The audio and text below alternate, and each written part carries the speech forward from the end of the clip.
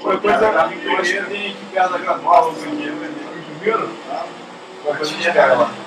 Sonho Race Car. Valeu, mano. Já era, cara.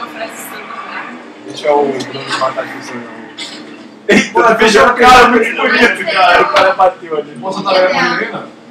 Vai reto aí, ó. Não, agora já era. Pode ficar com o carro aí, fazer o que quiser.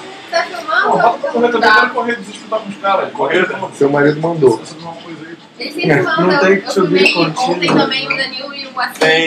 Tem como você voltar, tipo, pra você... Voltar pra corrida, é isso? Hã? Não tem como você voltar pra corrida? Exatamente não, tem como fazer o que Vai, eu fiz tudo vai, de novo. vai, Ir lá, vai. pegar o táxi. Vai demorar muito. É, vai demorar de novo aquilo, mesmo demora. Olha lá como ele fica rápido, Arthur. Fica até turbo, tá vendo? Ah, sim. Olha meu carro como tá. É porque é como se tivesse perdido a corrida. Pô, mas pô, tava na moral, né? Dirigir. Tá no tempo. Pô, tava primeiro, eu errei lá naquela hora. Ah.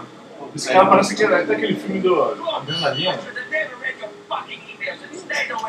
Já viu aquele filme É Adrenalina? o celular do carro. Ah, tá. Eu peguei a pistola. Aí tem uma arma que vai atirar. É isso mesmo. Atira, atira, atira, atira. É esse botão de gatilho. Isso, deixa o alvo bem Ó, longe, isso? esse atira. Não. É, mas tira alguém que tá perto, né?